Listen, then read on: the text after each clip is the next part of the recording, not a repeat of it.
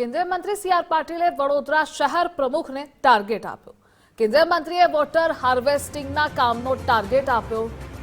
2000 water હાર્વેસ્ટિંગના કામ પૂરો કરવાનો આ ટાર્ગેટ છે। વોટર હાર્વેસ્ટિંગના કામ એપ્રિલ માસ સુધી પૂરા કરવા સૂચના આપવામાં આવી છે। મેયર, સાંસદ અને ધારાસભ્યોને જળ સંચય માટે 11.50 કરોડની ગ્રાન્ટ ફાળવાશે। અને આજ મુદ્દે સંવાદદાતા અલ્પેશ જોડાયેલા છે। અલ્પેશ, શું સૂચનો કરવામાં આવ્યા છે, શું ટાર્ગેટ અપાયો છે? બિલકુલ ગઈકાલે જે રીતે વાત કરીએ તો જળશક્તિ કેન્દ્રીય જળશક્તિ મંત્રી સી.આર. પાટીલ વડોદરાની મુલાકાત હતા અને નમો કમલમ જે છે તે ભાજપ દ્વારા બનાવવામાં આવ્યું છે તેનું ગઈકાલે ઉદઘાટન પણ કરવામાં આવ્યું। ત્યારે સાથે સાથે કેન્દ્રીય મંત્રી જે સી.આર. પાટીલ છે તેમના દ્વારા વડોદરા શહેર ભાજપ પ્રમુખ છે તેમને ટાર્ગેટ આપવામાં આવે છે।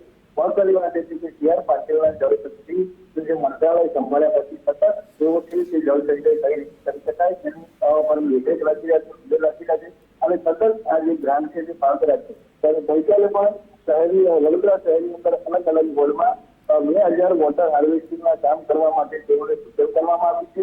મહત્વની વાત અહીં આવી છે કે ચોમાસું નજીક છે તેને ધ્યાને રાખીને આ તમામ કામો છે તે એપ્રિલ માસ પહેલા પૂર્ણ થઈ જાય તેવો ટાર્ગેટ પણ સી.આર. પાટીલ દ્વારા આપવામાં આવે છે।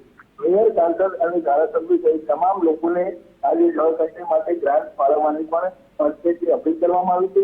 હાલ જો વાત કરીએ તો આ તમામ લોકો પાસેથી કુલ 11.50 કરોડની ગ્રાન્ટ છે તે ફાળવશે અને શહેરના અલગ અલગ વિસ્તારમાં કઈ રીતે જળ બચાવી શકાય તેનું આયોજન હાથ કરશે।